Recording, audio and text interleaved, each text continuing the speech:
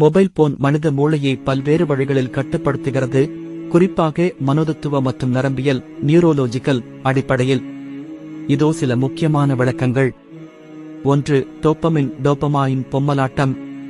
Mobile பயன்பாடு, குறிப்பாக சமூக ஊடகங்கள், வீடியோக்கள், விளையாட்டுகள் போன்றவை டோப்பமின் என்ற மூளையில் உள்ள ஒரு ரசாயனத்தை அதிகரிக்க செய்கின்றன. இது மகிழ்ச்சியையும் வெற்றி உணர்வையும் உருவாக்குகிறது. இதனால் மக்கள் மொபைலை தொடர்ந்து பயன்படுத்துவதை ஒரு பழக்கமாக அடிக்ஷன் மாற்றிக்கொள்ளலாம். 2. கவனச்சிதறல் அட்டென்ஷன் டிஸ்ட்ராக்ஷன். சமூக ஊடகங்கள், மெசேஜ் அறிவிப்புகள், நோட்டிபிகேஷன்ஸ் போன்றவை தொடர்ந்து கவனத்தை திருப்பிவிடுகின்றன.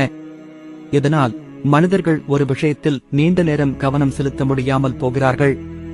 3. நினைவாற்றல் குறைபாடு மெமோரி இம்பேர்மெண்ட். மொபைல் போனின் அதிகமான பயன்பாடு காரணமாக மனிதர்கள் அடிப்படை தகவல்களை நினைவில் வைத்துக் கொள்ளும் திறனை இழக்கலாம். 4. முயற்சி குறைவு ரெடியூஸ் பேஷன்ஸ். தொடர்ந்து கைவசம் உள்ள தகவல்கள் மற்றும் உடனடி மகிழ்ச்சி இன்ஸ்டன்ட் கிராட்டிஃபிகேஷன் தரும் ஆப்ஸ்கள் காரணமாக பொறுமையுடன் ஒரு செயலில் ஈடுபடுவது குறையலாம். 5. உறவுகளில் பிரச்சினை. தொடர்ந்து மொபைலில் மூழ்கி இருப்பது குடும்ப உறவுகள், நண்பர்களுடன் நேரடியாக பேசும் திறனை குறைத்து விடுகிறது. இது தனிமையையும் மன அழுத்தத்தையும் ஸ்ட்ரெஸ் அதிகரிக்கலாம். எப்படி மொபைல் போன் கட்டுப்பாட்டை குறைக்கலாம்? தினமும் குறிப்பிட்ட நேரம் மட்டும் மொபைல் பயன்படுத்த வேண்டும்.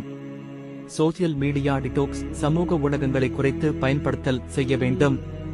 டைம் அதிகப்படுத்த வேண்டும். நோட்டிபிகேஷன்ஸ் அதிகம் பெறாமல் இருக்க தேவையற்ற செயல்களின் அறிவிப்புகளை அணைக்கலாம். புக்ஸ் படிக்க வேண்டும், மெடிடேஷன் செய்யலாம். மொபைல் போன் ஒரு சாதனமாக இருக்க வேண்டும், மனிதன் அதன் அடிமையாக மாறக்கூடாது. இதை சமநிலையாக பயன்படுத்தினால் நமது மூளை மற்றும் வாழ்க்கை சிறப்பாக இருக்கும்.